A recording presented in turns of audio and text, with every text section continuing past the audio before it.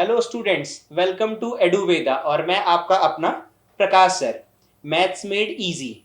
सबसे पहले आप हमारे चैनल को लाइक करें, शेयर करें और सब्सक्राइब करें। उसके बाद हम स्टार्ट करते हैं पढ़ाना। जैसा कि आप 3 वीडियोस देख चुके हो, हमने पढ़ाया what is a real number, फिर हमने पढ़ाया फंडामेंटल थ्योरम ऑफ अर्थमेटिक, फिर हमने पढ़ाया एलसीएम एचसीएफ वाले क्वेश्चंस विच वाज एक्सरसाइज 1.1। बच्चों, इस चैनल को सब्सक्राइब करो क्योंकि अभी लेटेस्ट वीडियोस आ रही हैं। इसके पहले आपको जितनी भी वीडियोस मिलेंगी सब में आपको पुरानी वाली एक्सरसाइज होगी। हमारी जो वीडियोस हैं, हमारा जो कंटेंट है, ये लेटेस्ट एकदम अपडेटेड है। मतलब जो ओमिट हुआ है पार्ट्स, हम सिर्फ वही पढ़ा रहे हैं एनसीईआरटी में। बाकी एक्स्ट्रा क्वेश्चंस भी होंगे, बट एक बार एनसीईआरटी खत्म हो जाए तो एनसीईआरटी को जड़ से पढ़ने के लिए, एनसीईआरटी को एकदम डीप में पढ़ने के लिए शुरू करते हैं अगला टॉपिक। और अगला टॉपिक है हमारे बुक का irrational numbers. So let's try to find कि इरेशनल नंबर क्या होते हैं। आपने ऐसे फंक्शन वगैरह में, शादी वगैरह में सुना होगा कि बड़ा इरेशनल आदमी है ना। इरेशनल का मतलब वैसे तो होता है जो कभी टर्मिनेट नहीं होता, जो नहीं कटता, बट मैथ्स में कटने का कोई मतलब नहीं है, इसलिए आप लोग कंफ्यूज मत हो। इरेशनल का मतलब होता है कि जो ना कभी टर्मिनेट हो और ना कभी रिपीट हो। देखो, मैंने डेफिनेशन में लिखा है they are neither terminating nor repeating. ऐसे नंबर्स जो ना कभी टर्मिनेट हो ना कभी रिपीट हो। अब ऐसे कौन से नंबर्स होते हैं, मैं आपको चेक करके बताता हूं। सपोज हमने दो नंबर्स ले लिए, एक नंबर लिया 2/3 और एक नंबर लिया 4/5। तो जब आप 4/5 को डिवाइड करोगे तो आप देखोगे आपका आंसर आएगा 0.8। इसके बाद कुछ नहीं बचेगा। अगर आपको मेरे ऊपर डाउट है तो मैं डिवाइड करके दिखा देता हूँ। 5 डिवाइडेड बाय 4, 5 0 0, 4 बचा, पॉइंट लगा, 5 8 40, सब कुछ खत्म, खलास, फिनिश, बराबर। बट जब 3 से 2 को डिवाइड करते हो, सो आप देखोगे 3 0 0, आपका 2 बचा, 20, पॉइंट लगाया, 3 6 18, फिर 20, 3 6 18। क्या ये कभी खत्म होगा? नहीं, ये होगा नॉन टर्मिनेटिंग एंड रिपीटिंग। ये आपका 0.6666666, बहुत सारे छक्के चलते जाएंगे, कई बार 6 आता जाएगा, तो ये होगा non terminating, non terminating and repeating. और वो वाला कैसा था, ये वाला कैसा था बच्चों? ये वाला था टर्मिनेटिंग। ये वाला कैसा था? टर्मिनेटिंग, मतलब जो कट गया। तो ये थे टर्मिनेटिंग, नॉन टर्मिनेटिंग। अब ये दोनों पी बाय क्यू के फॉर्म में थे, जाहिर सी बात है ये दोनों थे इरेशनल नंबर। इरेशनल बताने के लिए मैं आपको बताता हूं। सपोज हमने √2 की वैल्यू निकालना स्टार्ट किया, तो √2 की वैल्यू 1.414। सपोज हम 3 नंबर ले लेते हैं, तो वो 3 नंबर कभी दोबारा रिपीट नहीं होंगे। आप कितना भी लंबा करते जाओ, आप बहुत मतलब कितनी वैल्यूज आप निकाल सकते हो, पूरे दीवार पे ऐसे लिखते जाओ, वैल्यूज निकाल डालो, पूरा मतलब जितनी भी वैल्यूज निकालोगे वो कभी रिपीट नहीं होंगे। आप 4 डिजिट ले लो, 4142, ये कभी भी दोबारा रिपीट नहीं होगा। तो जितने भी नंबर्स रूट में होते हैं ना, जब उनकी वैल्यू निकालते हैं हम, किस मेथड से वैल्यू निकालते हैं बच्चों? इनकी वैल्यू हम निकालते हैं लॉन्ग डिवीजन मेथड से। जब इनकी वैल्यूज हम लॉन्ग डिवीजन मेथड से निकालते हैं तो हमें यह पता चलता है कि आप चाहे कुछ भी कर डालो, ये कभी ना टर्मिनेट होंगे, मतलब ना कभी खत्म होंगे जैसे 5/4 हो गया था, और ना कभी रिपीट होंगे जैसे 2/3 हुआ था। तो ऐसे numbers which are neither terminating nor repeating, इनको हम कहते हैं क्या? Irrational numbers. सो आप एक बहुत प्यारी सी, सुंदर सी, क्यूट सी डेफिनेशन नोट कर लो। They are neither terminating nor repeating. What is irrational number? Irrational number is a number which is neither terminating nor repeating. अब एग्जाम्पल मैंने आपको √2 दिया है, आप √3 भी निकाल सकते हो, आप खुद चेक कर सकते हो, लेकिन मेरे को पता है आप लोग आलसी हो, आप लोग ऐसा करोगे नहीं। आप, मैंने बता दिया, बस मान लो। और नहीं भरोसा तो मत बनो आलसी, अच्छे बनो और पूरा निकालो। √5 निकाल लो। √4 रैशनल होगा? नहीं, √4 रैशनल नहीं होगा, क्योंकि √4 हमारा 2 बन जाएगा। सो ऐसे नंबर जो ना कभी टर्मिनेट हो और ना ही रिपीट हो, neither terminating nor repeating, they are irrational number. Everything is clear about irrational number? आपको जो भी डाउट है इसके अलावा वो आप कमेंट बॉक्स में डाल सकते हो, श्योरली विल रिप्लाई। और मैंने शुरू से कहा है, अगर आपको कोई भी डाउट है, आप एक प्यारा सा कमेंट लीव करो क्वेश्चन का, कैसा है क्या है, हम उस क्वेश्चन के लिए पर्सनली वीडियो बना के आपको भेजेंगे बेटा, कोई दिक्कत नहीं है। मैथ्स मेड इजी के अंदर आपको मैथ्स बहुत सरल लगने लगेगी, बस आपको पूरा पढ़ना है, पूरा देखना है, ध्यान से पढ़ना है, फालतू इंस्टाग्राम पे रील्स वील्स स्क्रॉल नहीं करना है, बस आपको पढ़ लेना है। 10th का टाइम है, एग्जाम आने वाले हैं, जितना ज्यादा से ज्यादा हो सके पढ़ लो, अच्छे नंबर ले आओ। उसके बाद तो फिर गर्मी की छुट्टियों में दिन भर जो करना है करना, फोन ही चलाना, पबजी खेलना, इंस्टाग्राम करना। बट अभी प्रेजेंट टाइम है एग्जाम का, तो ज्यादा से ज्यादा पढ़ो, ज्यादा से ज्यादा चीजें देखो, और हाँ मेरी ही वीडियोस देखो, मैं ये भी कहूंगा तुम लोगों को। चलो आते हैं सीरियस टॉपिक पे। इरेशनल नंबर क्या होता है, क्लियर हो गया सबको, नीदर टर्मिनेटिंग नॉर रिपीटिंग, जैसे हमने एग्जांपल्स भी दे दिया, √2 √3 √5, √2 √3 √5 क्यों इरेशनल होते हैं ये भी बता दिया। उसके बाद क्या इरेशनल नहीं थे, रैशनल थे, दोनों में क्या डिफरेंस है। Hope everything is clear. कुछ प्रॉपर्टीज आप क्लास 9 से उठा के पढ़ लेना, जैसे एक रैशनल और इरेशनल नंबर को ऐड करने पे क्या आता है, दो इरेशनल नंबर्स को मल्टीप्लाई करने पे क्या आता है, इधर रैशनल और इरेशनल, वो सारी प्रॉपर्टीज थोड़ी सी रिपीट कर लेना अगर आपको 9th के किसी टॉपिक में कोई डाउट है तो। अब हम आते हैं अगले टॉपिक पे। अगला है हमारा थ्योरम 1.2, जो कह रहा है let p be a prime number if p divides a square then p divides a where a is a positive integer. जब आप एनसीईआरटी बुक खोल के देखोगे तो आपको एक चीज ये लगेगा कि इसका जो प्रूफ है ना वो एग्जामिनेशन के पॉइंट ऑफ व्यू से नहीं है, इसका प्रूफ आपको सिर्फ पढ़ना है, इसका प्रूफ सीनियर क्लासेस में थ्योरेटिकल मैथ्स वगैरह में आएगा, अभी आपको सिर्फ ये पढ़ना है। इसलिए आप सिर्फ थ्योरम समझो और उसके ज्यादा डीप में अभी हम नहीं जाएंगे। तो मैं प्रूफ करा देता हूं, फिर भी उसकी कोई जरूरत नहीं है। फिर भी let us see p be a prime number if p divides a square then p divides a where a is a positive integer. Suppose एक नंबर ले लेते हैं हम 36, ठीक है। 36 के फैक्टर बताओ आप कोई, सपोज 2 फैक्टर है 36 का। क्या मैंने सही लिया है? यस मैंने सही लिया है। क्यों? क्योंकि p प्राइम नंबर था, हमने प्राइम नंबर ही लिया है, क्योंकि हमें क्या चाहिए बच्चा, हमें उसका प्राइम फैक्टराइजेशन चाहिए। तो अगर 236 को डिवाइड करा, जो कि आपको पता है 2 1 2 और 2 8 16, ये कैंसिल हो गया। अब आप मेरे को बताओ 36 किसका स्क्वायर था, 6 का। सो 2 6 को भी डिवाइड करेगा, 2 3 6। ये थ्योरम बहुत इजी है। अभी आप लोग पूछोगे कि मैं ये समझा ही क्यों रहा हूं, तो बेटा मैं ये आपको इसलिए समझा रहा हूं क्योंकि आगे वाली जो इरेशनल प्रूविंग है, जो आपको नहीं समझ आती, जिसमें आपको डाउट रहता है, उन सब जगहों में इस थ्योरम का काम आने वाला है। ये थ्योरम काम आएगा अपने, इसको अपन यूज करेंगे कि अगर ये डिवाइड करता है इसको, इसके स्क्वायर को, तो ये डिवाइड करेगा इसको भी। एक और एग्जाम्पल चाहिए आपको, चलो एक और एग्जाम्पल मैं बताता हूं।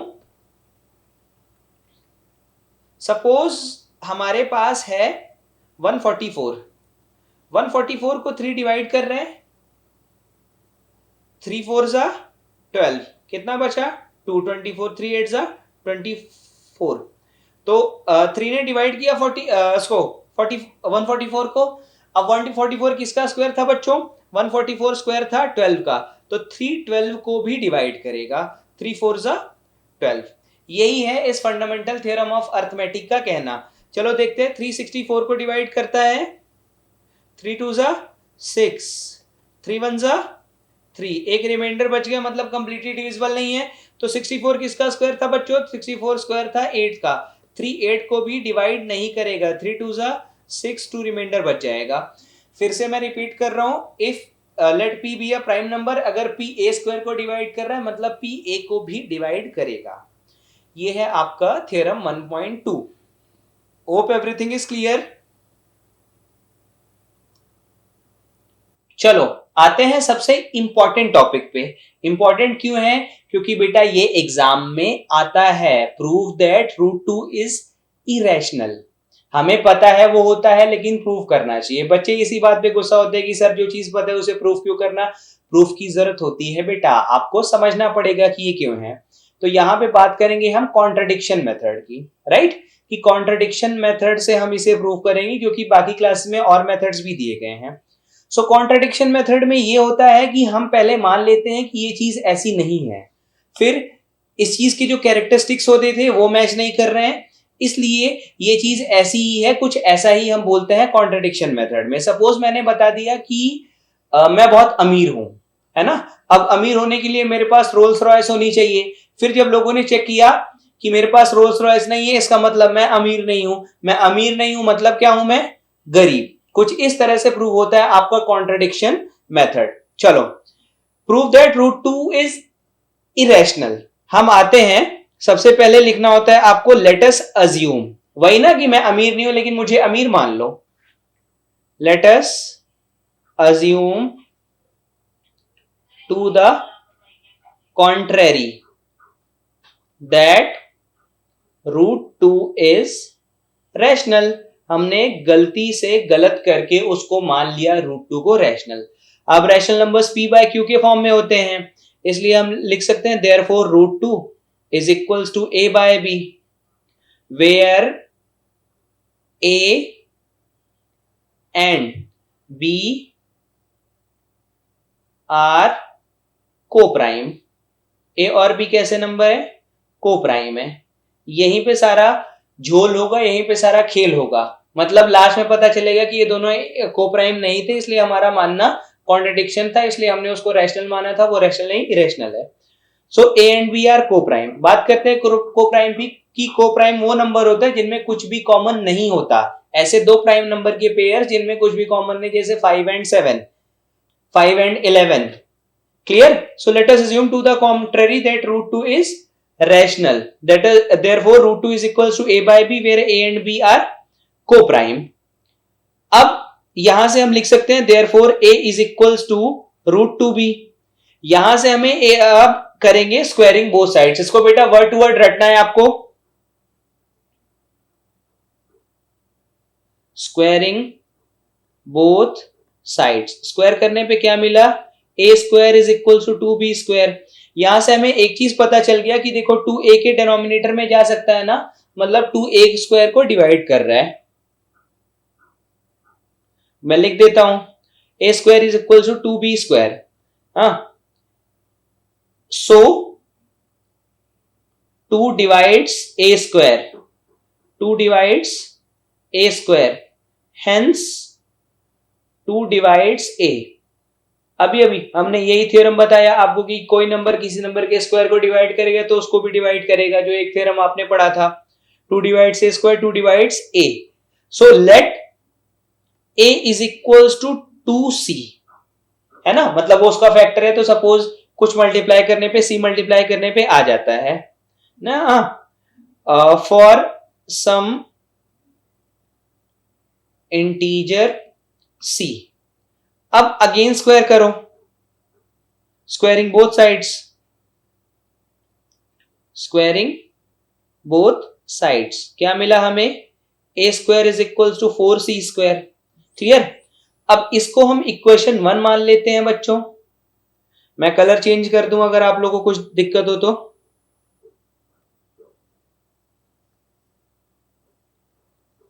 ये है हमारा इक्वेशन 1। क्लियर? और ये है इक्वेशन 2। क्लियर? अब यहां पे दोनों को कंपेयर कर लो।